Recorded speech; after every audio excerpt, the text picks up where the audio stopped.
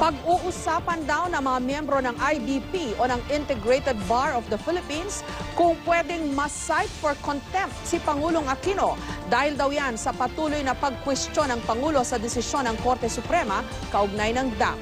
Tumanggi naman munang magkomento ang Malacanang tungkol dito. Live mula sa Quezon City, may report si Pia Arcangel. Pia? Jessica, ang pananagutan nga ni Pangulong Noynoy Aquino at ng iba pang opisyal na sangkot umano sa Disbursement Acceleration Program ang naging sentro ng diskusyon kanina sa Integrated Bar of the Philippines. At lahat ng mga panauhin na naroon sang-ayon na dapat may managot sa issue.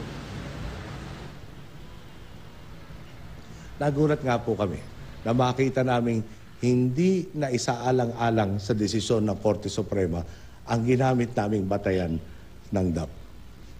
Paano kaya nila nasabing unconstitutional ang aming paraan ng paggasos gayong hindi man lang nila tinalakay ang aming pinagbatayan?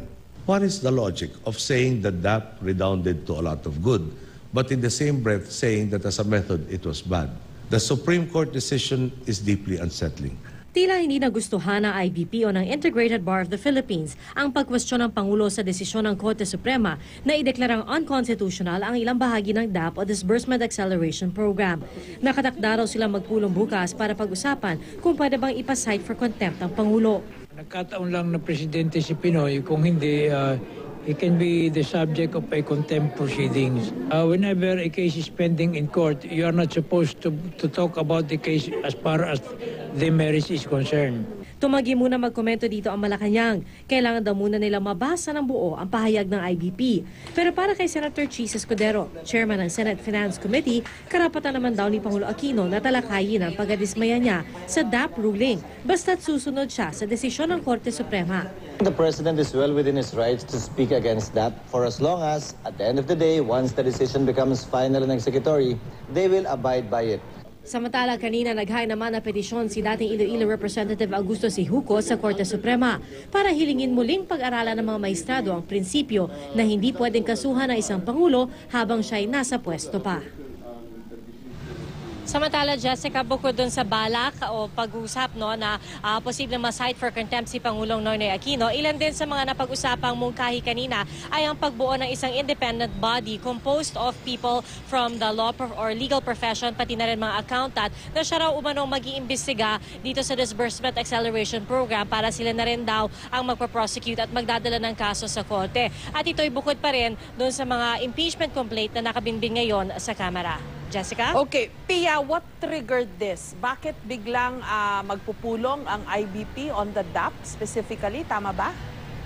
Yes, Jessica. Actually, isa lang daw ito sa mga pag-uusapan nila. Bahagi ito ng agenda. Kanina, tinatanong natin si Attorney Hoyas kung ito ba yung kanilang pangunahing pag-uusapan. Ang sabi niya, there are other items on the agenda but this is their priority tomorrow. At sabi nga niya, because in the past, sa mga pribadong pakikipag-usap daw niya sa mga kapwa-abogado, talagang sinasabi daw nila na hindi raw nararapat yung pag-question ni Pangulong Noynoy Aquino sa ating Korte Suprema dahil ang nangyayari daw dito ay nagkakaroon ng division o divisiveness dahil may mga sasang-ayon sa kanya at may mga magdududa ngayon sa Korte Suprema na isa dapat na independent body. At kaya yung kanilang pagpupulong bukas ay mahalaga daw para makapagbigay sila ng kanilang official statement. Pero kasabay nito, Jessica, sinabi na rin ng IBP na suportado nila yung mga panukala or yung mga kilos protesta rather ng Korte Suprema.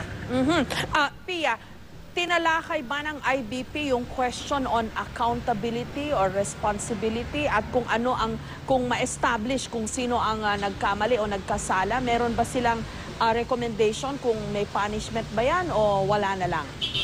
Isa ito, Jessica, sa mga napag-usapan kanina. Pero yung mga nagbigay ng komento tungkol dito, hindi mga kinatawan ng Integrated Bar of the Philippines, kundi yung mga inimbitahan nilang panauhin. At isa sa mga panukalang, or at least isa sa mga tinalakay kanina, yung mungkahi ni Congressman Sijuco, si former Congressman Augusto Sijuco ng Iloilo. Dahil sabi nga niya, kanina umaga ay naghain na siya ng petition for mandamus and certiorari sa Korte Suprema dahil nais daw niya na buksan muli ng Korte Suprema ang issue ng presidential immunity. Ang sabi kasi niya, ang problema dito ay walang makapagsampa o makapaghain ng kaso laban kay Pangulong Noynoy Aquino habang siya ay nasa pwesto. Kaya ang sinasabi niya, walang pananagutan so far ang Pangulo at tingin nila, dapat dahil siya nga ang pinuno at leader ng ating bansa, if nobody is above the law, siya ang unang-una na hindi raw dapat maging above the law.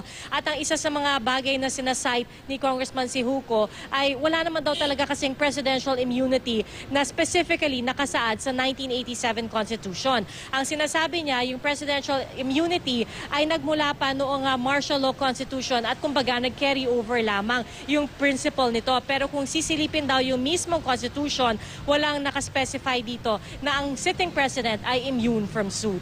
Jessica? Pia, may mga miyembro ng gabinete na miyembro din ng IBP, mga abogado kasi like Secretary Abad, Secretary De Lima. Will the IBP take note of this? Yes, Jessica, tinanong natin si Attorney Hoyas kung pag-uusapan rin nila ang pananagutan halimbawa ni Secretary Butch Abad dahil isa nga siya sa mga proponents ng Disbursement Acceleration Program. At sabi nila lahat nito or lahat ng ito ay tatalakayin nila bukas dahil ang hangarin lang daw talaga nila ay ipakita na dapat may integridad ang ating pamahalaan, ang ating administrasyon at kung sino man ang may kasalanan sa kahit anong paraan, maliit man o malaki, ay dapat managot. Maraming salamat sa iyo, Pia Arcangel.